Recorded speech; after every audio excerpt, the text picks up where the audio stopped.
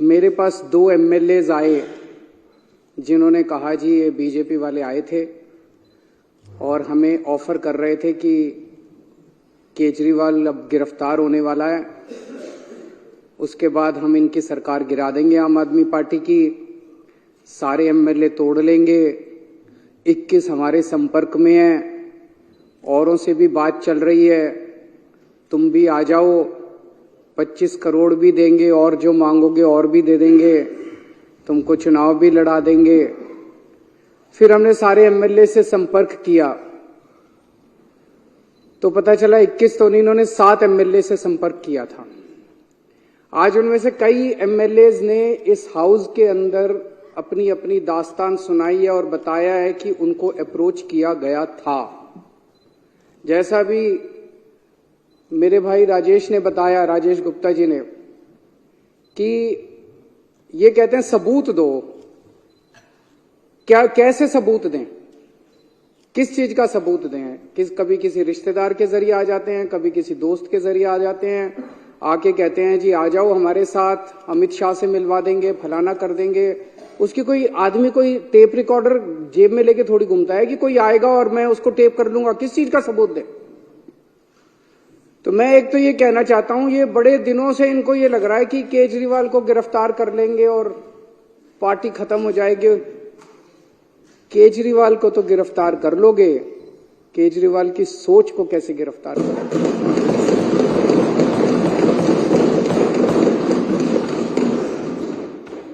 और एक केजरीवाल को गिरफ्तार कर लोगे, मेरे भारत मां की कोख से 1 लाख केजरीवाल पैदा हो जाएगा।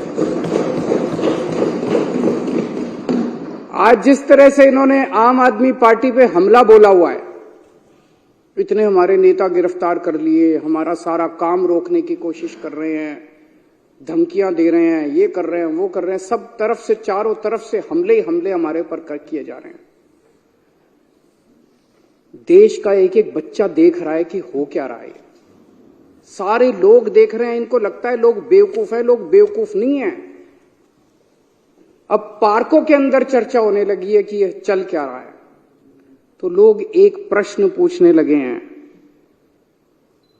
क्या मोदी जी केजरीवाल को खत्म करना चाहते हैं? क्या मोदी जी केजरीवाल को क्रश करना चाहते हैं? क्या मोदी जी केजरीवाल को कुचलना चाहते हैं? ये मैं नहीं पूछ रहा, देश का बच्चा बच्चा पूछने लगा है। जिस तरह का अटैक आम आदमी पार्टी के, इतने सारे हमारे नेता गिरफ्तार कर लिया। कभी भारत क्या दुनिया के इतिहास में हमारा नंबर 2 भी अंदर है, नंबर 3 भी अंदर है, नंबर 4 भी अंदर, अब कह रहे नंबर 1 को भी अंदर डालेंगे। तो इस तरह का आक्रमण कभी नहीं देखा गया। तो ये चर्चा चल रही है, ये क्यों हो रहा है? क्योंकि आज पूरे देश के अंदर बीजेपी का सबसे बड़ा चैलेंजर आम आदमी पार्टी है। आज अगर बीजेपी को खतरा है, भविष्य का खतरा है, तो केवल और केवल आम आदमी पार्टी से खतरा है। इसलिए बीजेपी येन केन प्रकारेण जो मर्जी करके आम आदमी पार्टी को कुचलना चाहती है। और आज पूरी जिम्मेदारी के साथ मैं कहना चाहता हूं, इसमें कोई अहंकार नहीं है कि 2024 के अंदर बीजेपी अगर नहीं हारी लोकसभा चुनाव, तो 2029 के अंदर आम आदमी पार्टी इस देश को बीजेपी से मुक्ति दिलाएगी।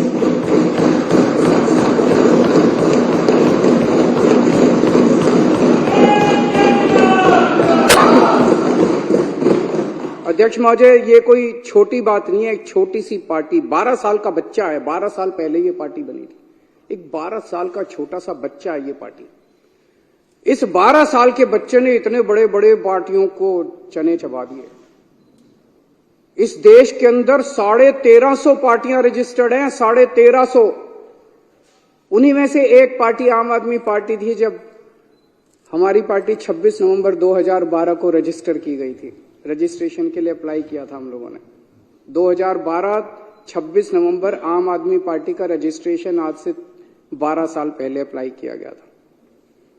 मात्र 10 साल के अंदर आज तीसरी सबसे बड़ी पार्टी बन गई है पूरे देश के अंदर। बीजेपी और कांग्रेस के बाद तीसरी सबसे बड़ी।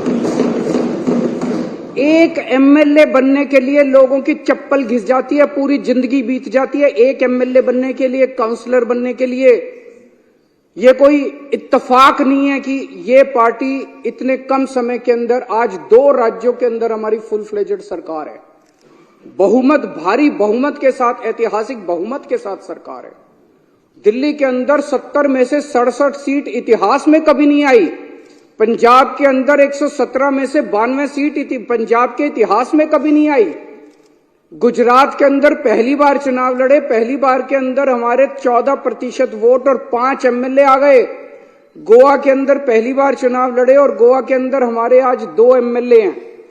ये कोई छोटी बात नहीं है, इतनी छोटी सी पार्टी और इतना बड़ा। और चंडीगढ़ के अंदर तो आपने देखा हमारा मेयर इन्होंने किस तरह से छीन लिया इन लोग। तो ये कोई छोटी बात नहीं है। और मात्र 12 साल के बाद आज नेशनल पार्टी बन गई। तो आज इनको खतरा और डर भविष्य का केवल और केवल आम आदमी पार्टी से है। और ये भी जानते हैं, और फिर मैं दोहरा रहा हूं कि अगर ये 2024 में जीत जाते हैं तो 2029 में बीजेपी को इस देश को बीजेपी से मुक्ति आम आदमी पार्टी दिलाएगी। कुछ लोग ये भी कहते हैं जब चर्चा करते हैं लोगों के साथ, लोगों में, मैं तो ये बता रहा हूं, ये मेरी भावनाएं नहीं है, लोगों की, जनता के अंदर जो चर्चा चल रही है, कुछ लोगों का ये भी कि आम आदमी पार्टी के पीछे इसलिए पड़ रही है, दिल्ली की हार को पचा नहीं पा रहे। याद करो 2014 में मई के महीने में क्या जबरदस्त बहुमत लेके मोदी जी आए थे, क्या जबरदस्त। उसके बाद हरियाणा जीत गए, महाराष्ट्र जीत गए, एक अश्वमेध यज्ञ का घोड़ा चला था। ऐसे लग रहा था जैसे इस घोड़े को कोई नहीं रोक पाएगा। और फिर जब 2015 में ये घोड़ा दिल्ली पहुंचा तो दिल्ली के 2 करोड़ लोगों ने इसको रोक लिया। और केवल रोका नहीं, 70 में से 67 सीट बीजेपी केवल 3 पे सिमट गई। तो लोगों को क्या कहना है कि तब से इन लोगों ने ठान लिया कि इस पार्टी को तो नहीं छोड़ना, इस पार्टी को तो कुचलना है किसी भी तरह से। और फिर अक्सर देखा गया इस तरह के नई पार्टियां आती हैं, आंदोलन से निकलती हैं, बनती हैं और फिर एक ही चुनाव में खत्म हो जाती हैं। इनको पूरी उम्मीद थी कि एक चुनाव के बाद हम इतना इनको तंग करेंगे। आने के बाद इन्होंने बहुत तंग किया, हमें काम नहीं करने दिया इन लोगों ने। लेकिन 5 साल के बाद इनको उम्मीद थी चलो 2015 तो जीत गए, 2020 में इनकी सरकार नहीं बनने दें। फिर 2020 के अंदर 70 में से 62 सीट, ये 8 सीटों पे से 2019 में इतने भारी 303 सीट लेके लोकसभा के अंदर जीते, लेकिन उसके बाद दिल्ली के अंदर आके हार गए। तो इनको ये दिल्ली की हार पच नहीं रही। इन्होंने हमें रोकने के लिए क्या नहीं किया, सब कुछ किया इन्होंने हमें रोकने के लिए, कोई कसर नहीं छोड़े इन्होंने हमें रोकने के लिए। लेकिन जो हमारा असली चीज था वो ये, इन्होंने हमारे काम, सबसे बड़ी तकलीफ इनको किस बात की है कि जो काम हम लोग कर रहे हैं इनके पास उसका काट नहीं है। जो काम हम लोग कर रहे हैं ये वो काम नहीं कर सकते। हमने क्या क्या काम किए, हमने पिछले पहले हमारी दिल्ली में सरकार थी, पंजाब में सबसे बड़ा काम किया। दिल्ली में और पंजाब में दोनों जगह बिजली फ्री हो गई और बिजली 24 घंटे हो गई। मैं आज बीजेपी को चैलेंज करता हूं, 30 साल से गुजरात के अंदर तुम्हारी सरकार है, 15 साल से मध्य प्रदेश के अंदर तुम्हारी सरकार है, 10 साल से उत्तर प्रदेश के अंदर तुम्हारी सरकार है। एक राज्य के अंदर बिजली फ्री करके दिखा दो, तुम बिजली 24 घंटे करके दिखा दो। एक राज्य के अंदर इतने बड़े बड़े पावर कट लगते हैं, गुजरात के अंदर, मध्य प्रदेश, पंजाब के अंदर 1 साल में 0 पावर कट हो गया। दिल्ली के अंदर 0 पावर, 24 घंटे बिजली आती है, फ्री बिजली आती है। तुमसे ना 24 घंटे बिजली आती, तुम्हारे राज्यों में ना 24 ना फ्री बिजली आती। इतनी महंगी बिजली आती है, इतने पैसे लेते हो जनता से। दिल्ली के अंदर हमने और अब पंजाब में कर रहे हैं, शानदार स्कूल बना दिए, सरकारी स्कूलों का काया पलट हो गया। पूरी दुनिया से लोग देखने के लिए आ रहे हैं। पूरी दुनिया के अंदर आज शिक्षा के लिए जाना जाता है दिल्ली को कि स्कूल बड़े अच्छे हो गए, शानदार शिक्षा, हैप्पीनेस करिकुलम। अमेरिका के राष्ट्रपति की बीवी हमारा हैप्पीनेस करिकुलम की क्लास अटेंड करके जाती है। दिल्ली ने देश का नाम पूरी दुनिया के अंदर रोशन किया है। और इनके स्कूलों को उठा के देख लो, गुजरात, मध्य प्रदेश, उत्तर प्रदेश के स्कूलों को उठा के देख लो, क्या हालत बना रखी है। उनके अंदर जानवर घूम रहे हैं, ये टूटी पड़ी हैं, दीवारें टूटी पड़ी है। कितने गरीबों के बच्चों का भविष्य जो है इन्होंने अंधकार में डाला हुआ है। मैं चैलेंज करता हूं बीजेपी को, इतने सारे स्कूल तो छोड़ो, 10 स्कूल तुम अपने गुजरात में, मैं तो इतना घूमा गुजरात में चुनाव पर, एक स्कूल नहीं मिलता था जो इन्होंने ठीक कराओ। 30 साल के अंदर तुमसे एक स्कूल ठीक नहीं हुआ। ये काम तुम नहीं कर सकते, इसलिए इनको तकलीफ है। हमने दिल्ली में अस्पताल इतने बना दिए, सबका इलाज मुफ्त कर दिया, अस्पताल बना दिए, सबका इलाज मुफ्त कर दिया, मोहल्ला क्लिनिक बना दिए जिसमें गली गली के अंदर लोगों को इलाज मिलने लगा। तुम भी कुछ अच्छे, तुम लंबी लकीर तो खींच के दिखाओ यार, तुम कुछ अच्छा काम तो करके दिखाओ। हमने बुजुर्गों के लिए तीर्थ यात्रा कर दी, इतना आशीर्वाद देते हैं, इतना आशीर्वाद देते हैं बुजुर्गों को। और ये सारे काम पंजाब में भी हो रहे हैं। पंजाब में दिल्ली से ज्यादा मोहल्ला क्लिनिक, दिल्ली में तो 540 मोहल्ला क्लिनिक बने हैं, पंजाब में 800 से ज्यादा मोहल्ला क्लिनिक 1 साल के अंदर बन गए। महिलाओं के लिए फ्री बस यात्रा कर दी इन्होंने, इतना विरोध किया, लेकिन सारी महिलाएं तो हमारे साथ ही हैं। दिल्ली के अंदर पानी कोने कोने के अंदर पहुंचा दिया, घरों में पानी नहीं आता, कोने कोने के अंदर पहुंचा दिया, पानी फ्री कर दिया। कच्ची कॉलोनियों को लेके इन्होंने सबसे ज्यादा राजनीति की, अगर काम किया तो हमने किया। दिल्ली की कच्ची कॉलोनियों के अंदर सड़क बनाने का, पानी की लाइनें बिछाने का, हमने सीवर की लाइनें बिछाने का हमने काम किया। पंजाब अभी 2 साल हुए हमें आए हुए, पंजाब के अंदर इस वक्त एक बहुत बड़ी क्रांति आ रही है। गांव गांव के अंदर इरिगेशन, सिंचाई का पानी पहुंच गया। गांव गांव के अंदर जहां पहले पानी नहीं मिलता था, अब गांव गांव के अंदर सिंचाई का पानी पहुंच गया। हमसे सीख लो, हमें सारे काम करने आते हैं, हमसे भी नहीं सीखोगे और काम भी नहीं करने दोगे। अभी delivery of free services, door step delivery of free services, आपको दफ्तर जाने की जरूरत नहीं है, फोन करो और आपके घर आके सरकार काम करेगी। दिल्ली में भी लागू हो गया, पंजाब में भी लागू हो गया। इन्होंने दिल्ली के अंदर हमें door step delivery of ration नहीं करने दी, घर घर हम राशन पहुंचाना चाहते थे, इन्होंने दिल्ली में नहीं करने दी, हमने पंजाब में जाके लागू कर दी। अभी 10 दिन पहले मैं उद्घाटन करके आया हूं पंजाब में। हम लोग व्यवस्था बदल रहे हैं, बहुत बड़ा काम कर रहे हैं। और अब मैं आपको बताता हूं जो एक दर्दनाक कहानी है कि इन लोगों ने किस तरह से ये सारे काम रोक, जब इन्होंने देखा कि जो काम केजरीवाल कर रहा है ये काम तो हमसे होते नहीं, ना हमसे स्कूल बनते, ना हमसे अस्पताल बनते, ना हमसे बिजली का काम होता, ना हमसे पानी का काम होता, ना हमसे सिंचाई का काम होता, ना हमसे दलाल खत्म, हमसे और ना हमारी इच्छा भी को पैसे कमाने हैं इन्होंने। तो जब इन्होंने देखा ये काम नहीं, तो इन्होंने काम रोकने का काम किया। बड़े दर्द के साथ आज मेरे को कहना पड़ रहा है कि पिछले साल इन्होंने किस तरह से दिल्ली के अस्पतालों के अंदर दवाइयों को रोकने का काम किया। अस्पतालों के अंदर गरीब आदमी अपना इलाज कराने के लिए आता है, अस्पतालों के अंदर बेबस आदमी जिसके पास पैसा नहीं होता, जो अमीरों के अस्पताल में, 5 स्टार अस्पताल में इलाज नहीं करा सकता, वो कराने के लिए आता है। हमने अस्पताल बदले थे, अस्पताल शानदार बना दिए, सारी दवाइयों का सबका इंतजाम किया। इन्होंने अफसरों के ऊपर उनकी हाथ मरोड़ के उन दवाइयां बंद करा दी। इन्होंने टेस्ट बंद करा दिए। मोहल्ला क्लिनिक में 3 महीने तक पिछले साल मोहल्ला क्लिनिक में टेस्ट नहीं हो पाए। इन्होंने पेमेंट रोक दी लेबोरेटरीज की। इतने गंदे और इतने घटिया लोग हैं ये लोग। कोई रोकता है क्या? कहते हैं राम भक्त है। भगवान राम ने कभी नहीं कहा था कि गरीबों की दवाइयां रोको, गरीबों के पाप लगेगा तुम लोगों को। पता नहीं किस मिट्टी के बने हैं, पाप लगेगा आपको। विधुड़ी जी, आपकी पार्टी ने जो ये काम किया दवाइयां रोकने का और टेस्ट रोकने का और सारे अस्पतालों का इलाज रोकने का, गंदी बात है ये। बता के जाना, आप भी रुक जाओ, बता के जाना अपनी पार्टी वालों को क्यों किया उन लोगों ने। दुश्मनी मेरे से है, दुश्मनी केजरीवाल से है। दिल्ली के 2 करोड़ लोगों से क्यों बदला ले रहे हो तुम लोग? एक वो एमटीएस थे, data entry operator, OPD counter पे जब आप सरकार, बैठ जाओ, मैं सारे जवाब दूं, बैठ जाओ, 2 मिनट बैठ जाओ, मैंने डिस्टर्ब नहीं किया था। दिल्ली के अंदर जब आप अस्पताल में जाते हो, दवाई की खिड़की पे जाते हो, खिड़की ऊपर एक आदमी बैठा मिलता है रजिस्ट्रेशन करने के लिए, ओपीडी के लिए, ओपीडी का कार्ड काटने के लिए। वो कॉन्ट्रैक्चुअल था, वो डेटा एंट्री ऑपरेटर था। एक दिन एक ऑर्डर पास करके इन्होंने दिल्ली के सारे सरकारी अस्पतालों के डेटा एंट्री ऑपरेटर हटा दिए। अब अस्पताल के अंदर रजिस्ट्रेशन करने वाला कोई नहीं बचा। अरे करना क्या चाहते हो? दिल्ली के लोगों को मारना चाहते हो क्या? एक दिन फरिश्ते स्कीम, कि अगर दिल्ली की बाउंड्री के अंदर किसी का भी एक्सीडेंट होगा उसका फ्री में इलाज किया जाएगा, चाहे प्राइवेट में हो चाहे सरकारी अस्पताल में हो। 23,000 लोगों का हम फ्री में इलाज करा के उनकी जिंदगी बचा चुके हैं। इन्होंने फरिश्ते स्कीम बंद करा दी। इन लोगों ने, इतने घटिया किस्म के लोग हैं ये लोग। मेरा दिल रोता है जब मैं ये सारी चीजें, मैं जानता हूं किसी दिन लिखूंगा ये सब कि किस तरह से भारतीय जनता पार्टी के लोगों ने कितने घटिया स्तर के ऊपर इन लोगों ने काम किया है।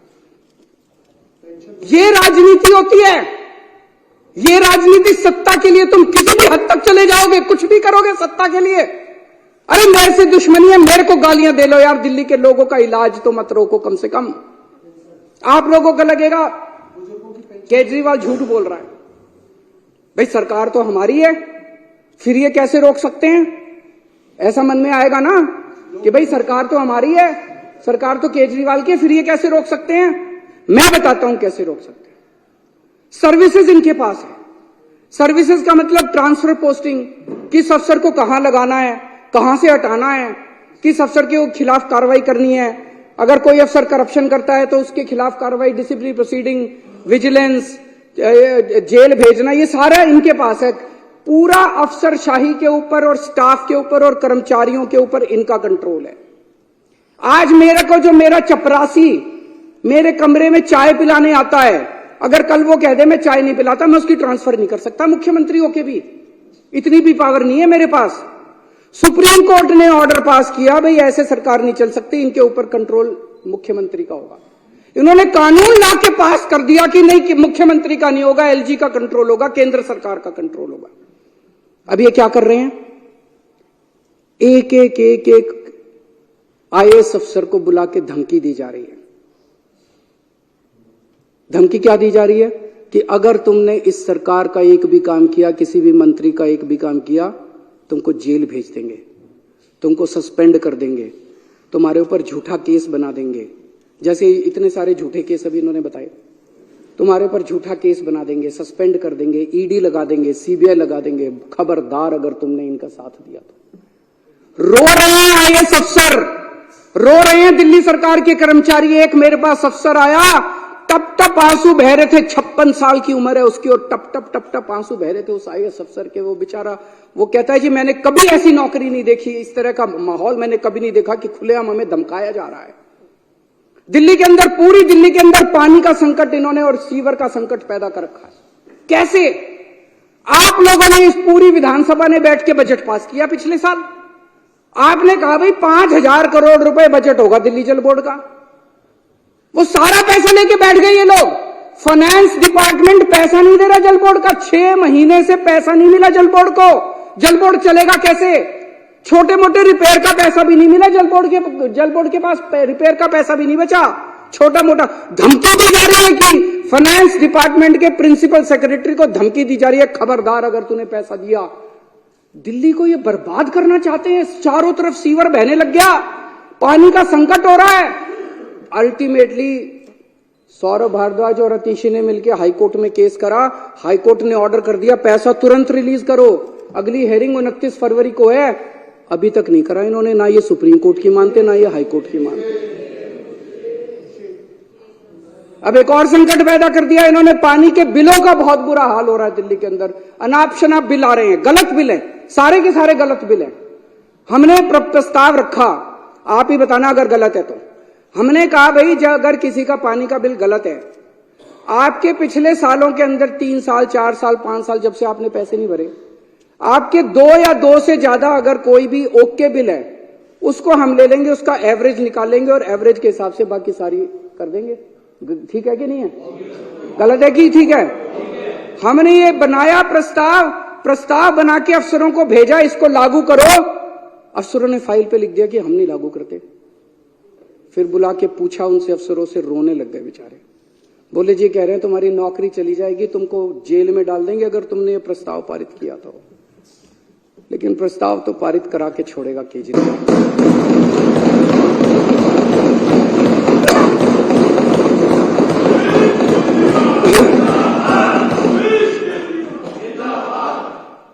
देखते हैं कि बाजुए कातिल क्या है वो, जोर कितना बाजुए कातिल में है। उन्होंने बिजली की सब्सिडी बंद करने की कोशिश की थी, मेरे को याद है। पिछले साल से खूब नौटंकी मचा रखी है उन्होंने। कभी बिजली कंपनियों के डायरेक्टर हटा दिए, कभी ये हटा दिया, वो हटा दिया कि बिजली की सब्सिडी बंद करो। इनको पता है कि बिजली की सब्सिडी से सबसे ज्यादा जनता प्रभावित है। होने नहीं दी मैंने इन लोगों की गंदी चाल।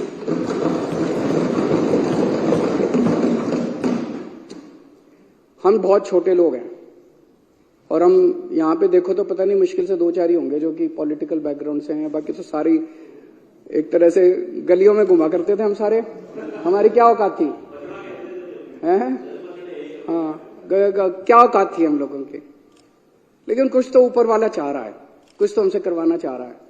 मतलब एक सुंदर नगरी की झुग्गियों के अंदर मैं यूं ही घुमा करता था, कोई नहीं पूछता था। परिवर्तन नाम की एनजीओ चलाया करता था, आप लोग भी अपनी अपनी जिंदगी चला रहे थे। अचानक वहां से उठा के लोगों का पता नहीं क्या प्यार था, क्या किस्मत थी, ऊपर वाला हमसे क्या कराना चाह रहा है, यहां पहुंचा दिया हम लोगों को। और अब इतने बड़े बड़े षड्यंत्र हमारे खिलाफ चल रहे हैं, इतने बड़े बड़े षड्यंत्र, और हम भी डटे हुए हैं। कुछ कर नहीं पा रहे ये लोग। क्यों? करोड़ों लोगों की दुआएं हमारे साथ। 18 लाख बच्चे सरकारी स्कूलों में पढ़ते हैं। उन बच्चों के माँ बाप से पूछ के देखो, इतनी दुआएं देते हैं हम लोगों को। उनके बच्चों का भविष्य बना दिया हम लोगों ने। उसमें बीजेपी वालों के भी हैं, कांग्रेस। हमने कभी राजनीति नहीं की। हमने ये नहीं कहा कि आम आदमी पार्टी वालों के बच्चों को एडमिशन देगी, बीजेपी वाले। सारे आओ, सारे हमारे बच्चे हैं, चाहे बीजेपी वालों के चाहे कांग्रेस। बच्चे पढ़ जाएं। उन बच्चों के माँ बाप का आशीर्वाद हमारे साथ है। लाखों करोड़ों लोगों का मुफ्त में इलाज हुआ अस्पतालों के अंदर, मोहल्ला क्लिनिक के अंदर। उनकी दुआएं हमारे साथ है। और जिन जिन को तकलीफ हुई दवाइयां और ये रोकने की, उनकी बद्दुआएं इन लोगों के साथ है। उनकी बद्दुआएं इन लोगों के साथ है। बद्दुआएं छोड़ेंगी नहीं आप लोगों का पीछा, देख लेना। फरिश्ते के अंदर जो इतने सारे लोगों का इलाज कराया, उनकी दुआएं हमारे साथ है, उनका आशीर्वाद हमारे साथ है। इस आशीर्वाद को कैसे रोक पाओगे तुम लोग? केजरीवाल को तो गिरफ्तार करोगे, लोगों की दुआओं को कैसे गिरफ्तार करोगे?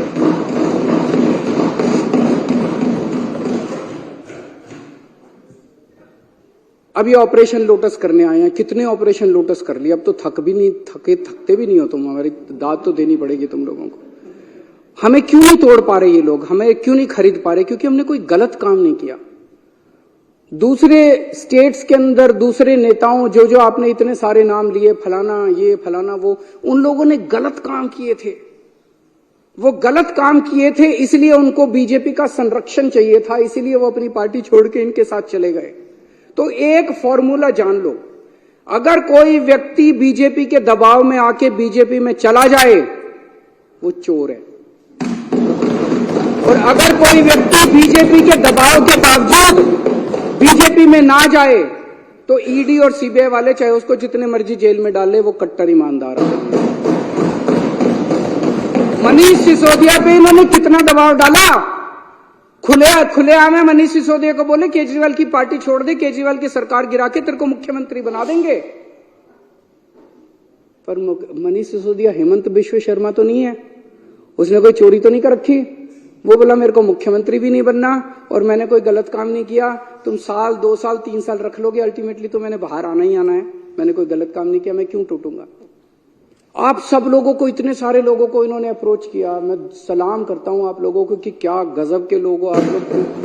टूटे नहीं, आप टूटे नहीं। आप ही मेरी ताकत हो। दिल्ली के 2 करोड़ लोग और दिल्ली के जो आप 61 विधायक हो, आप सब लोग मेरी ताकत हो, जिसकी वजह से आज मैं इन लोगों का मुकाबला कर पा रहा हूं। अगर आप में से कई लोग टूट जाते, मेरी भी सरकार गिर जाती। पर आप लोग नहीं टूटे, आप लोग मेरी ताकत हो। सबको कहते हैं बीजेपी ज्वाइन कर लो, बीजेपी ज्वाइन कर लो, और इन्होंने हमें बदनाम करने में कोई कसर नहीं छोड़ी। अभी इतनी बड़ी लिस्ट बताई इन्होंने कि डीटीसी में भी स्कैम हो गया, क्लासरूम में भी स्कैम हो गया, क्या क्या था, पानी में भी स्कैम हो गया, बिजली में भी स्कैम हो गया, राशन में भी स्कैम हो गया, किसी बटन, कोई बटन था बटन में भी स्कैम हो गया, फलाने में भी स्कैम हो गया। मैं एक चीज जानना चाहता हूं, जितने पूरे देश में आज तक एमएलए खरीदे हैं तुम लोगों ने, कितना पैसा खर्च किया उसमें, और वो पैसा कहां से आया, यही बता दो तुम लोग। बस ईमानदारी से इस देश को बता दो कि कर्नाटक में एमएलए खरीदे, मध्य प्रदेश में एमएलए खरीदे, गोवा में एमएलए खरीदे, इधर एमएलए खरीदे, उधर इतना पैसा कहां से लाते हो यार तुम लोग? ये तो खुलेआम है। जब इन लोगों को 25-25 करोड़ दे रहे थे, पता नहीं है मार्केट रेट भी है, मार्केट रेट क्या चल रहा है मेरे को तो पता नहीं। मध्य प्रदेश में क्या रेट चल रहा है, कर्नाटक में क्या रेट चल रहा है। तो ये पैसा कहां से आता है, ये पैसा कहां से आ रहा है? तुम हमारे बटन में स्कैम ढूंढ रहे हो। 12 रुपए का बटन है, बटन में तुम स्कैम ढूंढ रहे हो। अरे तुम्हारे करोड़ों रुपए एक एक एमएलए पे 50-50 करोड़ रुपए खर्च कर दिए। ये पैसा कहां से आ रहा है, ये तो बता दो इस देश के लोगों को। इन्होंने पहले मेरे ऊपर कई 2-3 साल ऐसे थे जिसमें इन्होंने मेरे ऊपर जहां जाता था इंक फेंकते थे। खूब मैंने जिल्लत बर्दाश्त करी है, इंसल्ट बर्दाश्त करी है। फिर 2-3 साल पे इन्होंने कभी कोई अटैक, कभी थप्पड़ मारते थे, कभी मिर्च डाली। एक बार इन्होंने मेरे दफ्तर के अंदर घुस के इन्होंने जूते मारे मेरे को। अब कह रहे हैं गिरफ्तार करेंगे इनको। मैं कह रहे थे आपको क्या लगता है गिरफ्तार करने से सरकार गिर जाएगी, ये सारे टूट जाएंगे? ऐसे ही टूट जाएंगे। कर लो गिरफ्तार, वो भी करके देख लो। अभी तक तो सब कुछ करके देख लिया, काम रोक के देख लिए, शुंगलू कमीशन बिठा लिया, कानून बदल लिए, सारा कुछ करके देख लिया। एक तुम्हारा यही सपना बचा केजरीवाल को गिरफ्तार करके, ये भी पूरा करके देखो।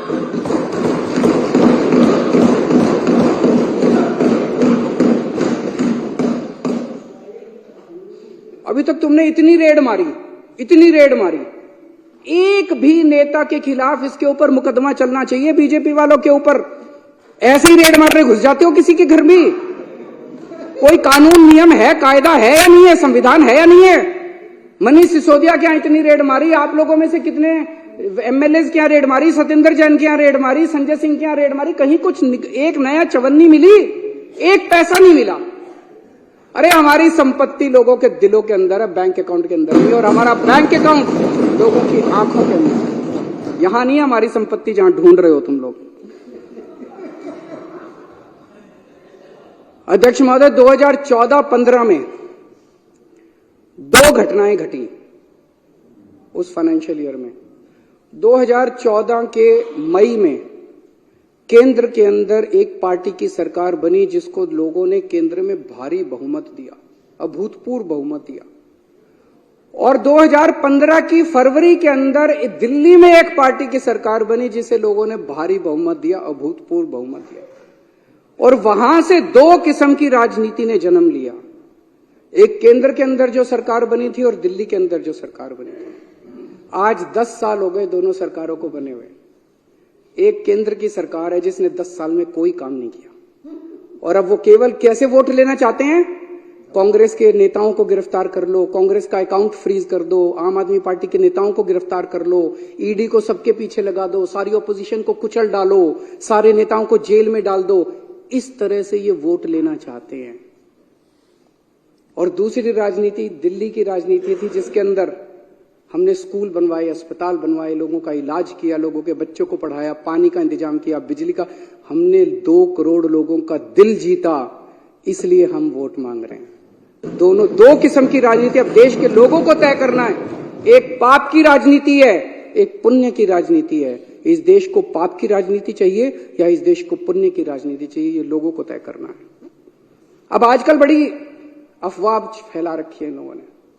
बस ये लोकसभा चुनाव हो जाएं, उसके बाद तो संविधान बदल के दिल्ली को फुल यूनियन टेरिटरी बना देंगे। उसके बाद चुनाव फैला रखी नहीं फैला रखी, विधानसभा खत्म कर देंगे। अरे किसी के बाप की जागीर है जो विधानसभा खत्म कर दोगे? ऐसे ही विधानसभा खत्म कर दोगे? ये देश किसी की पिताजी की जागीर थोड़ी है कि ऐसे ही विधानसभा खत्म कर दोगे। मैं आज बीजेपी से जानना चाहता हूं, ये चुनाव इसी बात पे हो जाए, दिल्ली के लोगों से जाके वोट मांगो, बोलो तुम्हारा वोट का अधिकार छीन लेंगे, वोट दो हमको। मजाल जो तुमको।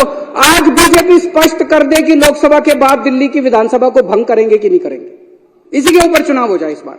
आप भी जा जाके गली गली में बोलना और गली गली में लोगों को बताना कि अगर तुमने बीजेपी को वोट दे दिया तो तुम्हारा बीजेपी वोट का अधिकार छीनने वाली है। बीजेपी खुल के अंदर बोल रही है और बीजेपी को हम ललकारेंगे, अगर हिम्मत है तो करके दिखा दो। और एक और आप सबसे विनती है कि विधानसभा भंग करें या ना करें, हम यहां सत्ता के लिए नहीं आए, हम यहां सेवा के लिए आए हैं। काम करते रहना। हम एमएलए रहे ना रहे, मंत्री रहे ना रहे, मुख्यमंत्री रहे ना रहे, विधानसभा रहे ना रहे, पूरी जिंदगी देश के लिए न्यौछावर की है, सत्ता के लिए नहीं, हमने सर्विस सेवा के लिए हम लोगों ने न्यौछावर की है। मैं दिल्ली वालों को भी बोलना चाहता हूं, इन लोगों को आपके बेटे से तकलीफ है। आपने मेरे को बहुत कुछ दिया है दिल्ली वालों ने, सुंदर नगर की गलियों से उठा के एक आदमी को इतनी बड़ी जिम्मेदारी दिल्ली वालों ने दे दी।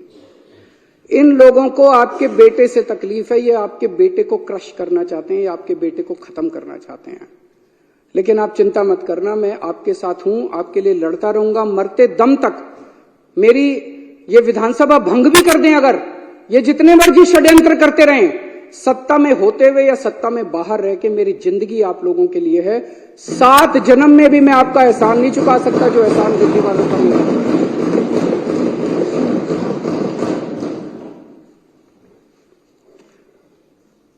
बीजेपी वाले राजनीति में सत्ता के लिए आए हैं, उनके लिए ये सत्ता की लड़ाई है, हमारे लिए ये सेवा की लड़ाई है। ये खूब षड्यंत्र रचेंगे, ये बार बार सत्ता को इस्तेमाल करके हमें कुचलने की कोशिश करेंगे। हम लोगों के आशीर्वाद से बार बार उठ के खड़े हो जाएंगे, फिर उठ के खड़े हो जाएंगे। जितनी बार ये कुचलने की कोशिश करेंगे हम फिर उठ के खड़े हो जाएंगे। तुम्हारी मक्कारी के चक्रव्यूह से बाहर निकलने के लिए हमारे पास एक नहीं 100 अभिमन्यु इस पार्टी के अंदर हैं। आप जितने चक्रव्यूह रचोगे उससे ज्यादा भेद के हम बाहर निकल आएंगे। अध्यक्ष महोदय, इस जो प्रपोजल मैंने कल रखा था उसका मैं पूरी तरह से समर्थन करता हूं और मैंने पूरे अच्छे तरीके से बताया कि इसको लाने की क्या जरूरत पड़ी। मैं थोड़े से नंबर बता देता हूं कि एक भी आदमी हमारा नहीं टूटा। हमारे टोटल 62 एमएलए हैं, अभी यहां पे विधानसभा में 54 मौजूद हैं, 2 बीमार हैं, 3 आउट ऑफ स्टेशन हैं, 2 जेल में हैं, सतिंदर जैन और मनीष सिसोदिया, और एक के यहां शादी है। 54 यहां मौजूद हैं, एक भी नहीं टूटा इनमें से।